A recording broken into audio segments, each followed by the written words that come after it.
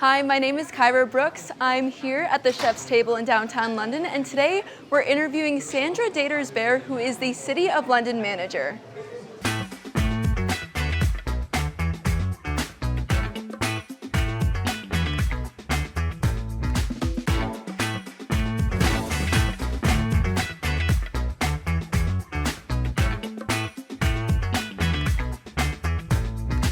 Hi, my name is Kyra Brooks. I am here at the Chef's Table in downtown London, and today I'm here with Sandra Datars Bere, who is the manager of the City of London. Hi Kyra, how are you? Sandra, I'm great, how are you? I'm great, it's great to be here. Are you ready to try some food today? I am definitely ready to try some food. Now, what is one food you hope that'll come out? Avocado, some kind of thing with avocado in it. I don't know why. I love avocado. Do you? Okay, good. I used to not like it as a kid, but I love it now. Okay, great. So it should be coming out in a few seconds or minutes, but I'm hoping it'll be a good food. Okay, that's great. Yeah, avocado has one of the things about avocado is it ripens so quickly you have to do something with it really quickly, or you lose it. And so I always find, I get them and then I have 5 on the counter that I need to do something with. Okay. This looks great. Wow. Thank you. Thank you. Thank you so much. This is potato chickpea croquettes on beef puree with scallions on top. That's lovely. Please enjoy. Thank you. Thank you. Thank you. Oh, this looks really good. It's amazing. I don't know where to start. I think the outside. I'm going to try the outside. They look right. fabulous. This is great. So you said beet, right? I think you said beet, like a But golden beet. there's like chickpeas in there too as well. This is great. Okay. What do you think? You're good with it? Mom. It's very good. Wow. This is very, really good. I like the scallions. See, I like hummus, so that's why I like chickpeas. We have a lot of hummus in our house. Oh, It became yeah. a staple during COVID, I think. And we have it all the time. Yep. There's like specific brands that people like. No, there are. There's specific brands my dog likes too. Oh, your dog? Yeah, my dog eats hummus. Yeah, it's a very interesting thing. All right. So you have been the manager of the City of London for just under a year now. What was that like when you got the phone call that you were going to be the manager? So I've lived in London for, I guess, 40 years now. I came to go to school. And I'd worked at the City of London from 2013 to 2020 and left just as COVID was starting to take on a different role in another community as a chief administrative officer. So coming back was like coming home. I knew how to get to work, where City Hall was going to be, where I was going to work, and I knew so many of the people. So this has been a good transition back. Being a leader, obviously, in this organization, it's a large organization in a large city in a challenging time, has been good as well. It keeps you busy and keeps you active. So I'm happy for you to get me lunch today. It's great. Thank you for that. On me. Yeah, thanks for that. Yeah. So you said you worked here from 2013 to 2020. Yeah. What was that role, and how did it benefit you coming back to London, being in a new role? At the time, I was the managing director of housing, social services, and long-term care. So I had responsibility for all the housing projects, our homeless prevention supports, the Ontario Works Program delivery, and then the city has a long-term care home called Dearness Home. 243 people live there. And so my job was to oversee it's a large part of the organization of the city. And so the leadership that I think that I developed there helped me get another CAO job. And then when this one came open, there was a good opportunity for me to come back. That's amazing. Yeah, it's good. So when you got this role, was there anything you wanted to accomplish over the almost year you've been in this role? And what was it that if you have accomplished it? Yeah, I think probably relationships are really important to me. And so not just in my personal life, but in my professional life. And so I've had the opportunity over many years to work in many different municipalities, and I worked for the province for 20 years.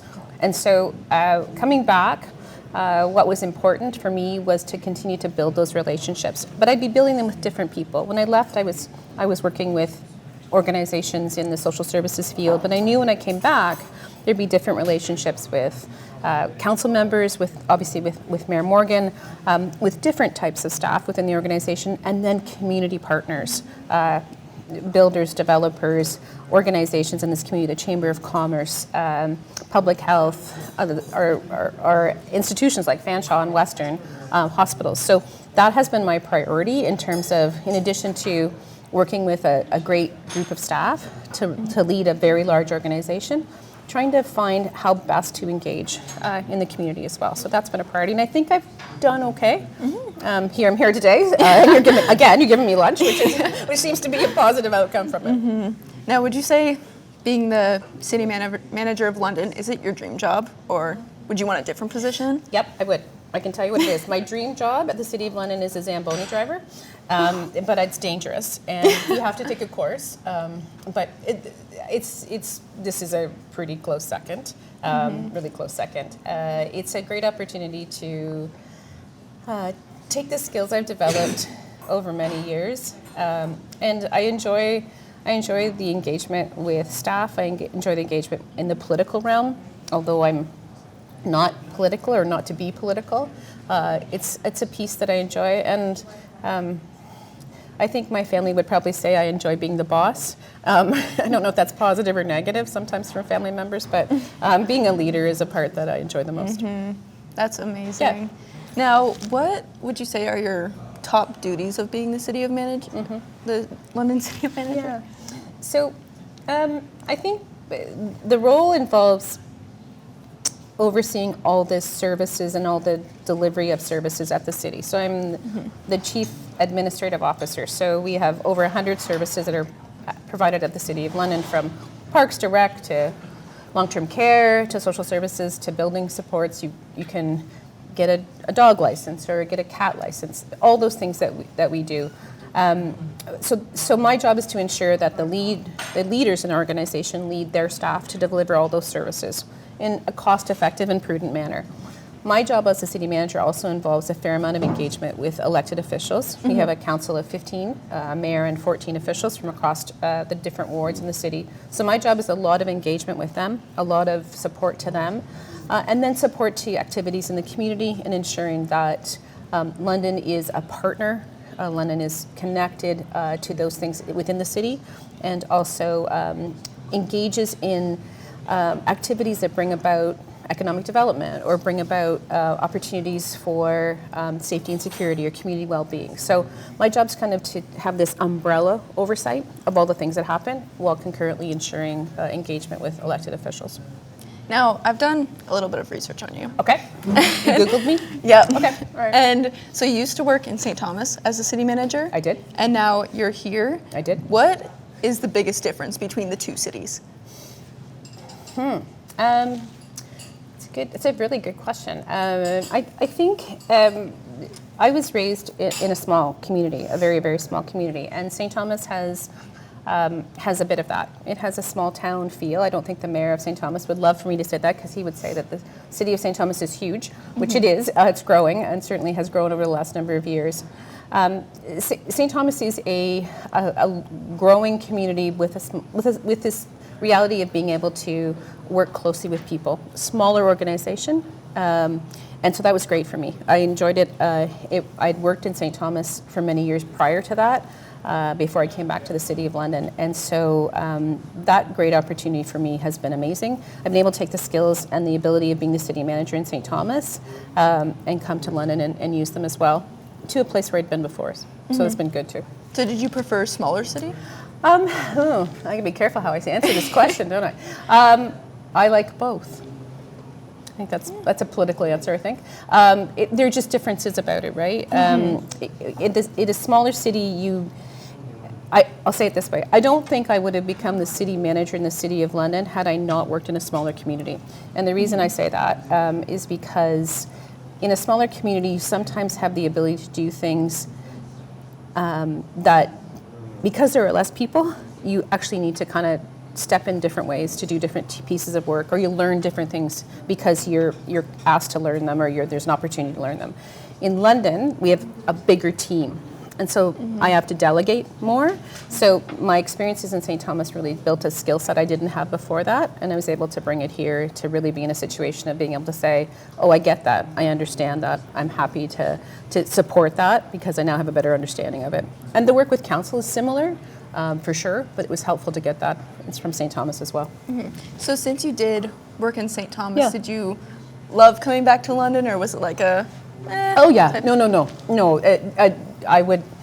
St. Thomas. You asked earlier about a dream job. St. Thomas was a dream job. We were there at a time of great opportunity and growth, and I'm very privileged to have had the chance to work with council and Mayor Preston and the staff there, and to secure some amazing economic development in terms of PowerCo and the Volkswagen plant. But London's my home, and so it was challenging to leave, but excited to come back. So going back to when you first got this job, Yeah. was it like when you got that phone call, was it like a for sure, I want to do this? Or was it like a, I'm not sure? Was it back and forth, or was it like a for sure? No, that's a really good question. For me, when I think about taking on a job, I need to know when I go into the last interview that if I'm asked to take on the job, I'm going to say yes. And I had that feeling when I walked into the interview that if I was fortunate enough to be asked to do it, I would say yes. And so I was good, and then it was a discussion with family because, it's a big job and there's some profile to it, and there's some people like to stay a little quieter in my family, so that's a piece of it, but yeah, it's been great. So with your family, was it all like they were all on board, or was it a bit of like back and forth? A bit of back and forth. It's an all-consuming job, right? Excuse me. Hey, sorry, we didn't Thank get to you. finish It these. was They were great. Thank you. They were really good. Excuse me. Thank you. You're bringing more out, aren't you? Okay. Yeah, I think. Thank you. Thanks. My husband has worked in this community for 36 years in the same role, and so he without him and the support that he gives me, this kind of work isn't possible because these are long hours, lots of engagement, and lots of events. So he kind of manages some of the life at home, and that's been a positive thing. So it was important for me to ensure that he was good with this, for sure, before, and he's always been good, for sure. Yeah. So back to the social media aspect, I saw online that you are part of, like, you do events in London, like you go to events in London. Yeah. What has been your favorite event that has happened in London? Oh, my favorite event. So I do enjoy anything we do along Dundas Place. Those are great activities. Canada Day is always an important event to me, so we have many Canada Day events here in downtown. In South London has a great event. East Lines has a great event. I feel pretty patriotic, maybe more so than ever now, obviously, not to get too political, but those kind of events are important. Many people in our community love all the things we do in Harris Park, Rock the Park, those kind of things are really big. And I enjoy, while I probably not the person who stands in the park when it rains, when there's a band playing, I do enjoy watching the people from that perspective. And then we provide a lot of supports to other events. We provide supports to things like homecoming, the events that you have at Fanshawe as well, and we have some additional supports that we provide in that regard. And I enjoy participating in events. The air show out at the airport. Yeah. I had not been to an air show in a really long time, and I went in September. And I think I just stood and stared at planes for like 3 hours, the ones on the ground, the ones flying, and then watched as it went dark and they were doing night jumps. So it's a really great opportunity to be able to be engaged in a community that has so many different things. Diversity in this community, diverse events that happen across the community, and to see the newcomers in our community really shine in their attraction and retention and the reality of them coming to London and staying. Oh my gosh. Ooh, Tell us. this looks beautiful. So for dessert, we have a dessert. freshly baked berry crumble Okay. with strawberry on top. It's lovely. Thank you. Thank you. you. Please enjoy. Okay, we will. This looks really good. I know, it does look really good. I love crumble, like anything, like apple. This is great. Do you think if we come back, they'll feed us tomorrow? It's Oh, warm wow. too. Oh. Okay. We can't let him take this one away. It's really good. We'll just come back after this. We'll have a few short break, and then we'll come back.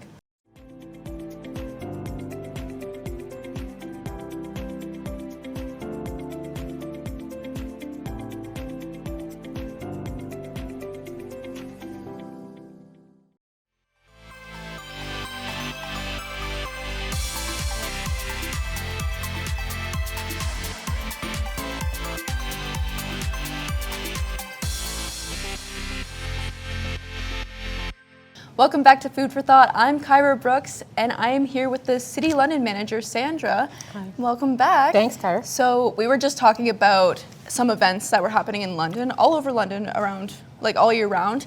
And one question that I had was about Canada Day. You said there's a lot that goes on for Canada Day. What are like some specifics that happen in different locations? Yeah, so the London Heritage Council provides a Canada Day event on Dundas Place and down to the market. We have fireworks. I think everyone loves fireworks, although sometimes not all our pets love fireworks, but Harris Park is a place there's usually a baseball game at Labatt Park, and then Harris Park is Sorry, she moved her head over. full of people. You good? Okay. Harris Park is full of people for Canada Day, so there's always lots of people enjoying it, children and adults as well. And then we have many community organizations. The South London Community Organization has a great big event at South London Community Centre.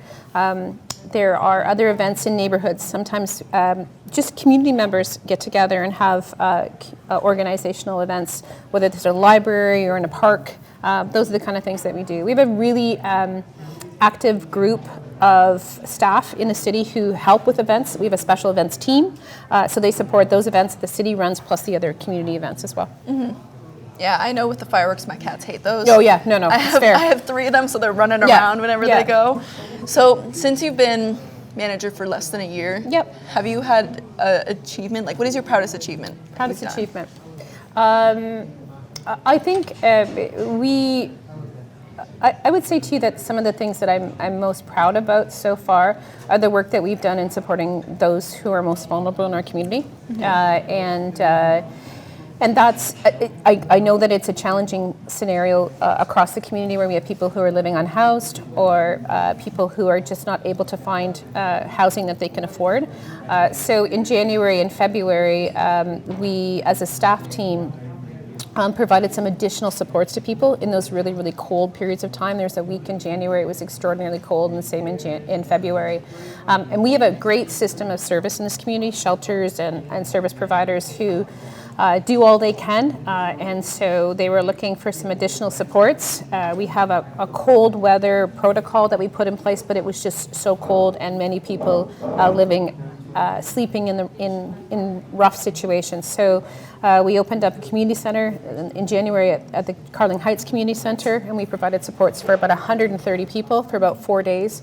And then again in February, we did it at the Boyle Memorial Community Center. And we had, I think what I'm most proud of is not only the work that our staff did, but the fact that over 75 people volunteered to do it for the period of time. And they're city staff who have other jobs as well, have other responsibilities in the organization. And so as a leader of a group of people like that, you feel pretty proud about the people that are your colleagues, the people that you work with, and their willingness to take on some additional work and really provide supports to people who are really struggling. So you were talking about a little bit of like the homeless situation. Yeah. Are you guys in the future looking to open any more homeless shelters?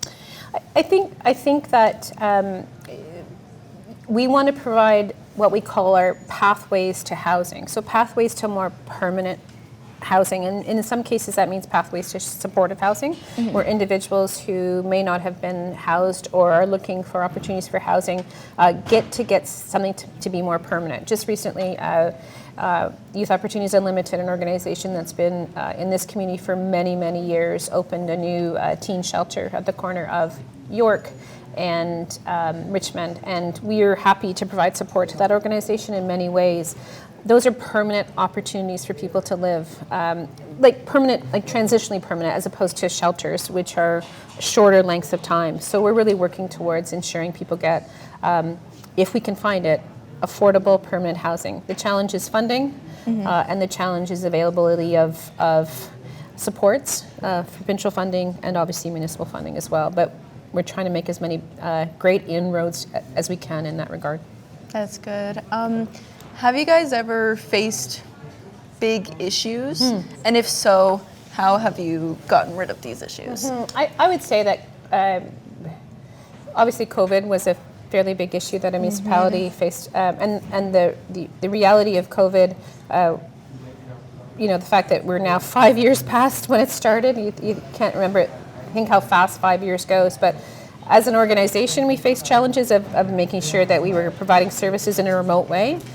Concurrently, we had a community that was trying to manage us being shut down, many things not being available.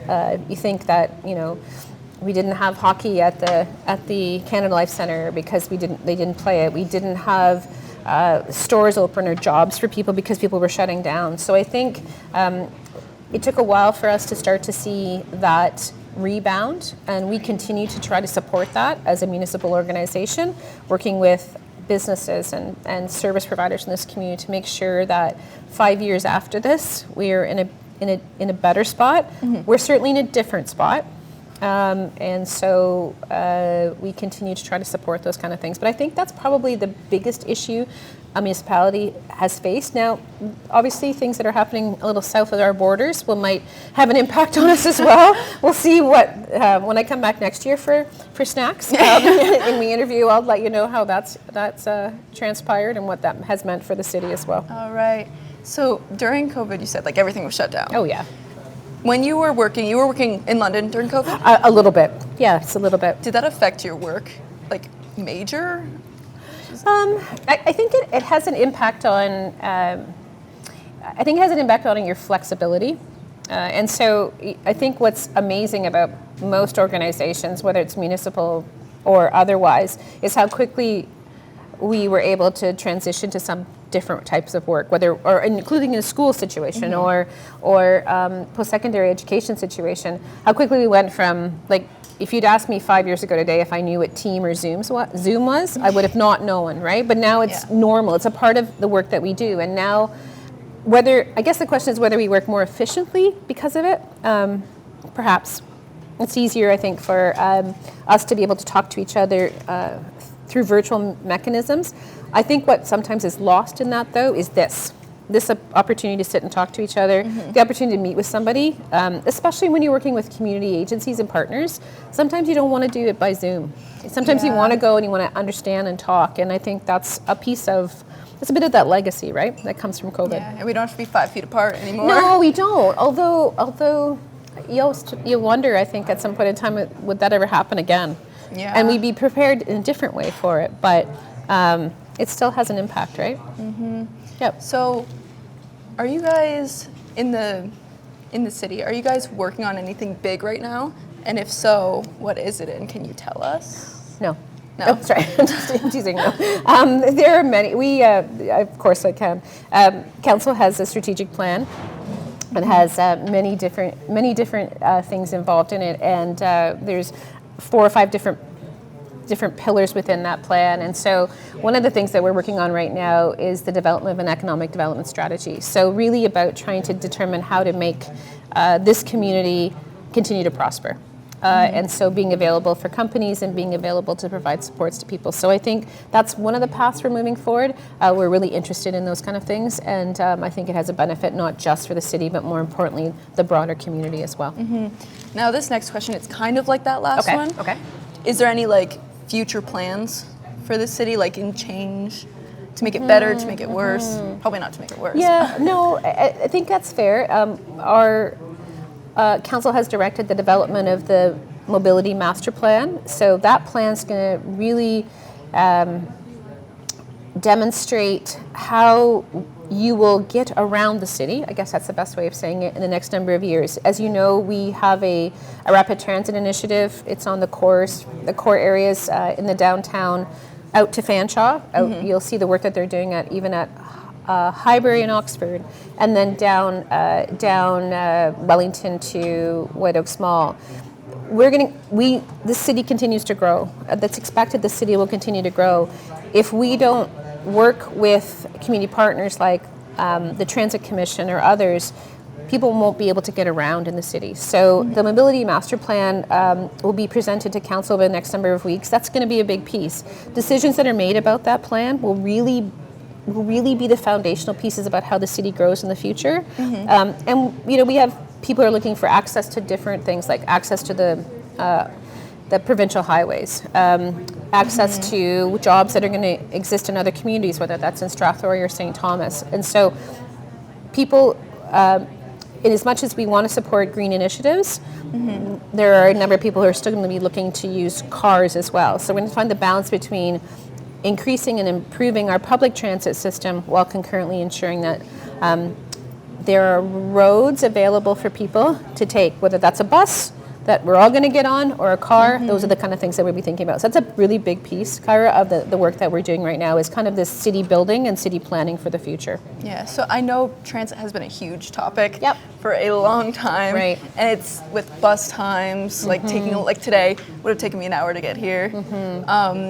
But is there any way to do you know if there's any way to fix all that transit stuff? We work really closely with London Transit Corporation, which is Commission, which is the commission that has responsibility for that. I think there are clearly some routes that are busier than others. The Fanshawe Western routes are very busy. And I think the other reality is we are also trying to make sure that there are transit opportunities linked to other opportunities. So just recently, the province provided some funding for the County of Middlesex to create transportation to St. Thomas, to Dorchester, and so that means, and it routes through White Oaks Mall, so down near the 401. The opportunity for that is, even using a Fanshawe example, when I worked in St. Thomas. Oh, sure. Yeah. It was delicious. It was really, really Thank good. you. much. Did you make that? Oh, that No, our the chef did. made You it. did. Let them know it was a fabulous. Thank you. You're welcome. Thank you for dining at Chef's table. Have a wonderful day. Thank you. Thank you. There are students who live in London who would be in programs at Fanshawe and St. Thomas. So that opportunity of that transportation now between London and St. Thomas allows them to get back and forth. And this similarly, if they're living in St. Thomas, they can get to programs here in London, they can get to jobs here. So that's been a real positive thing. So I think we not only need to look at how we continue to improve transit in the city, but also make sure that we are able to get transit outside of the city as well, like a regional transit reality as well. And I think we're starting down that path. Some of these things require resources, which sometimes means funding. And so that's something we work with the province on as well. All right, well, thank you so much for joining me today. Thanks, Kyra. Thank you so much for joining us. This was Food for Thought at Chef's Table in downtown London.